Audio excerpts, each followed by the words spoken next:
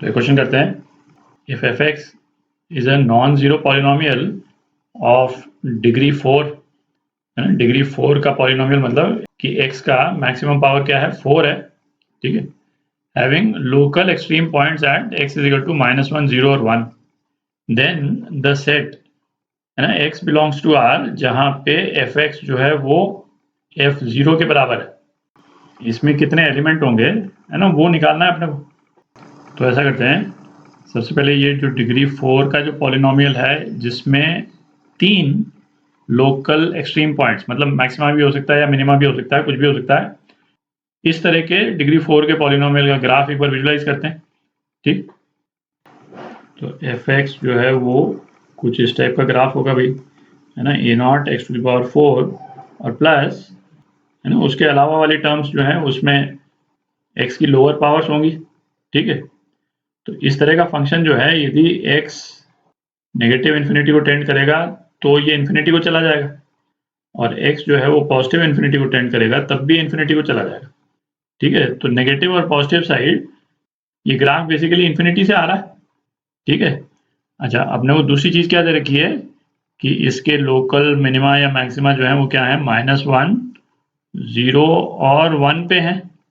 ठीक है, तो ये ग्राफ जो है वो इसी तरह का बन सकता है भाई, इन्फिनिटी से आएगा तो पहले तो मिनिमा ही बनेगा, है ना, मिनिमा बना, फिर एक मैक्सिमा बना, फिर उसके बाद में एक मिनिमा बना, है ना, कहीं पे बन सकता है मिनिमा, और फिर उसके बाद में फिर इन्फिनिटी को चला गया। आप देख रहे हैं, अच्छा, इसमें अपन ने वाई एक्सिस नहीं बनाया है ना, जरूरी नहीं है, मतलब रेलेवेंट नहीं है। f0 जो है वो कौन सा पॉइंट हो गया, ये पॉइंट हो गया। अच्छा, F X is equal to f0, इसके लिए हम यहाँ से एक हॉरिजॉन्टल लाइन ड्रॉ कर दें। ठीक है, तो F X is equal to f0 में अपने पास में ये 2 पॉइंट्स और आ जाएंगे, आप देख रहे हैं, एक x1 और एक x2।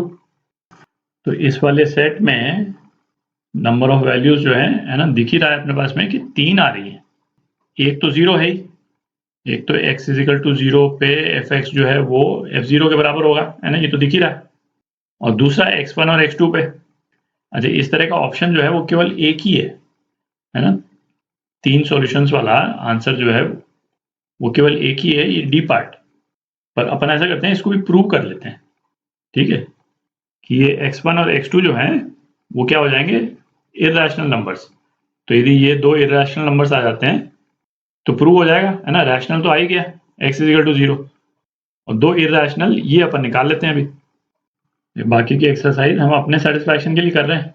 ठीक है, अच्छा, पॉलिनोमियल ऑफ डिग्री 4 पे कोई रिस्ट्रिक्शन तो दिया है नहीं, जो रिस्ट्रिक्शन है वो केवल यही है ना, कि इसके 3 तो एक्सट्रीम पॉइंट्स आएंगे, है ना, जो अपन ने कर लिया है यहाँ पे। तो 3 एक्सट्रीम पॉइंट आने का मतलब क्या हो गया कि एफ डैश